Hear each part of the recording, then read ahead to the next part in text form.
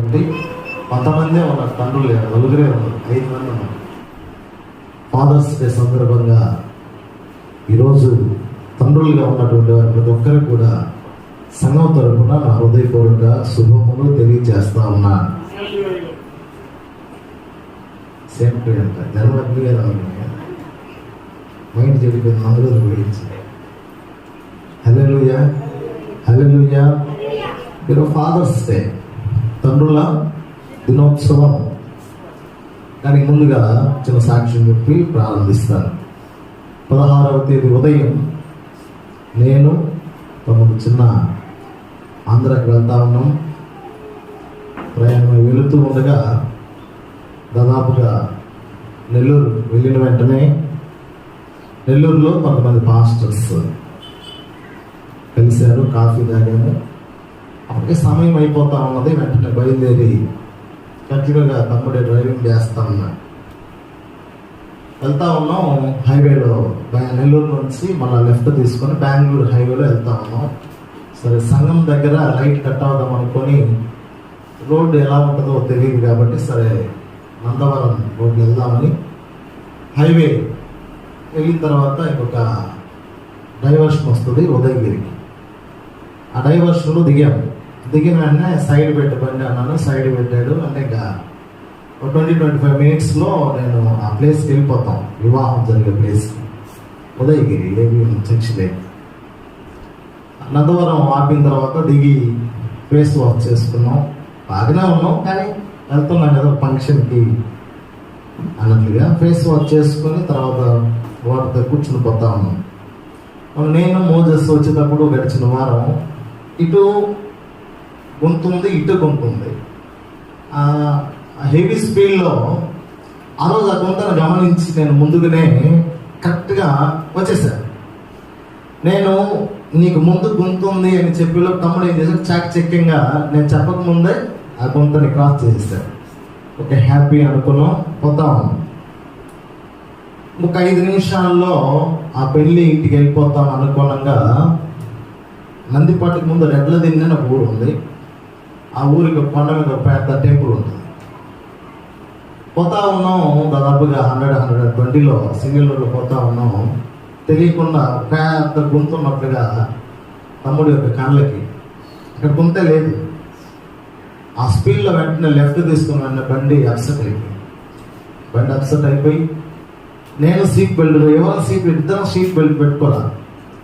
Upset అయినా చూస్తే లెఫ్ట్లో కంప జేసీబీ బాగా కంప తీశారు, పెద్ద కాలువ తీశారు. చిన్న గోడలో పడిపోతే రైట్ తిప్పారు. ఆ స్పీడ్లో రైట్ అన్నాడు. మళ్ళీ రైట్ అంటే కుదరలా, బండి నిలబడట్లా స్పీడ్లో, ఏం చేయడానికి కుదరట్లా. అలా బండి అంటున్నది.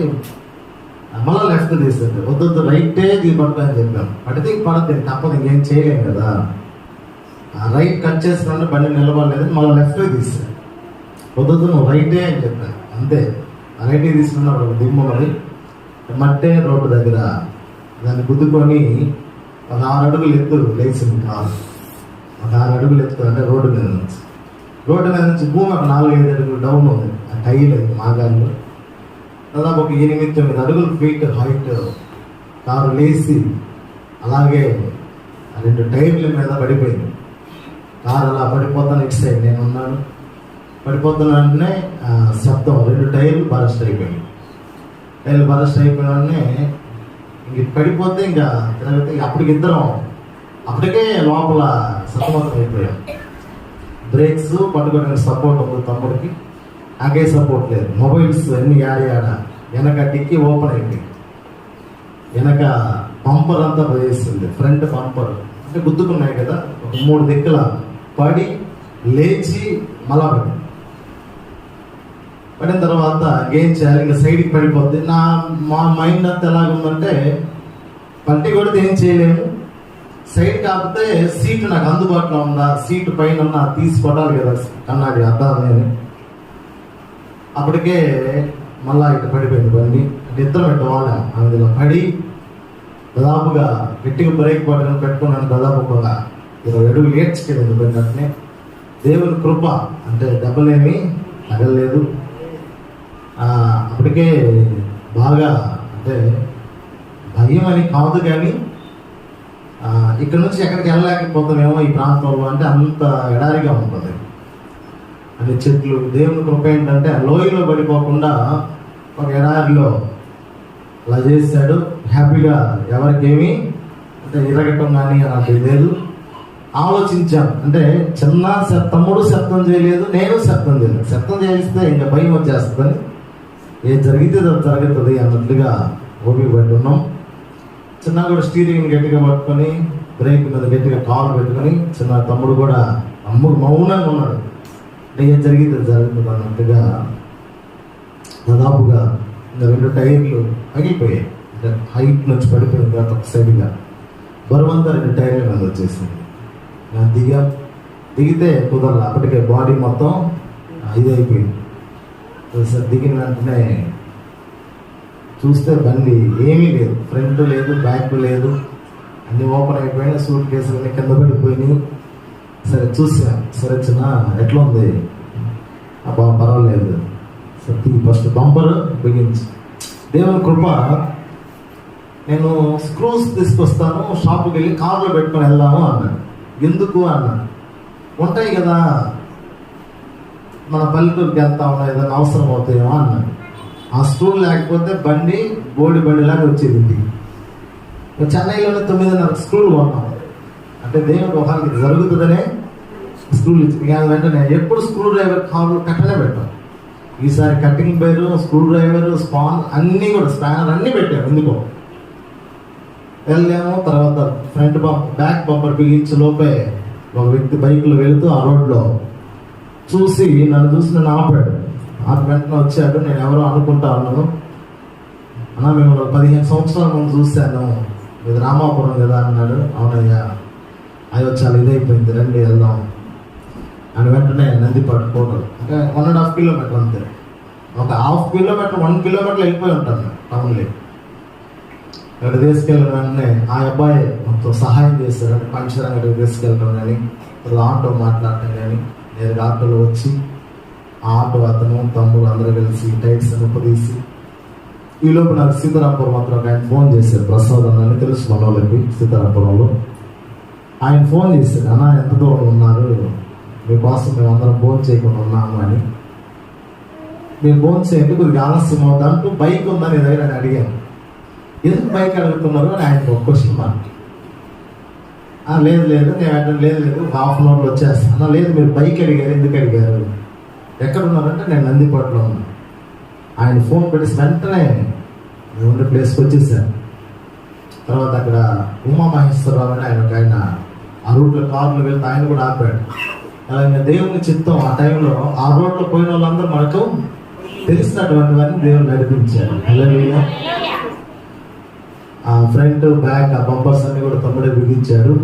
తర్వాత ఎక్కువ ఖర్చు కూడా అవునా, కాబట్టి ఆటోకి డబ్బులు ఇచ్చాం, తిరిగాడని. ఆ పంచరంగ అతను కూడా, సార్ డబ్బులు ఏమొద్దు సార్ అన్నాడు. లేదు పర్వాలేదు తీసుకుని, అసలు ఏమీ తీసుకోలేదు, నాకు 30 రూపాయలు మాత్రం ఇవ్వండి సార్ చాలు అన్నాడు. డబ్బులు లేవు మా దగ్గర, అంటే కొత్త వేయించినారు అన్నీ కూడా.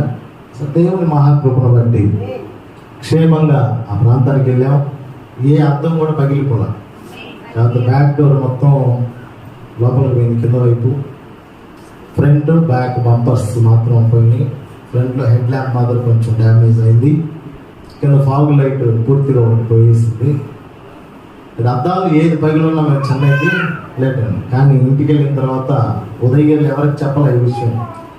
మళ్ళా రోజు మ్యారేజ్, ఆ మ్యారేజ్లో ఎవరికి చెప్పలే, ఎందుకంటే భయపడతారు కదా. అదే రోజు ఆలస్యం చేసింది. ఆ రోజు ఆ జ్ఞాపక ఆదరణ కూడికి పోయించినప్పుడు మాట్లాడితే నేను చెప్పలా. ఆ టైంలో అయింది, ఇంటికి వెళ్ళాము, కూర్చొని ఉన్నాం. ఫోన్ వచ్చింది. ఆల్రెడీ నాకు ముందు చేసినప్పుడు యాక్సిడెంట్ అయ్యి అక్కడ ఉన్నాం, వస్తా ఉంది ఫోన్. నేను అనుకున్నాను ప్రార్థన చేసిందేమో, ఏమన్నా తెలిసి ఉంటుంది, ఫోన్ చేస్తూ ఉంది. సరే ఆ టైంలో మనం చెప్పామంటే భయపడుతుంది, ఇంక అందరికీ తెలిసిపోతుంది అని ఎవరికి చెప్పకుండా ఫోన్ అటెండ్ చేయలేను. 2 సార్లు ఫోన్ వచ్చింది. మనం సాయంత్రం సరే హాస్పిటల్కి వెళ్దాం, మామూలు వెళ్దాం రాత్రికి అని సిద్ధపాటు అవుతామని ఫోన్ చేశారు సాయంత్రం. ఇంకా ఆ విషయాలు ఏవి కూడా చూపించుకోకుండా నార్మల్గా ఎలా జరిగింది ఆరాధన ఈ విషయాలు మొత్తం మాట్లాడాం. మోస్ట్ రికార్డ్ చేశాను కానీ ఈ విషయాలు ఏవి చెప్పలేదు, నేను నా బెంగళూరులో ఉన్నానని. ఎనీవే, దేవుని యొక్క కృప, మీ అందరి యొక్క ప్రార్థన, మన పరిచర్య, దేవుడు ఏ అపాయము జరగకుండా, పెద్ద దెబ్బలు ఏమి జరగకుండా సురక్షితంగా మళ్ళా చెన్నైకి తీసుకొచ్చాడు దేవుడు.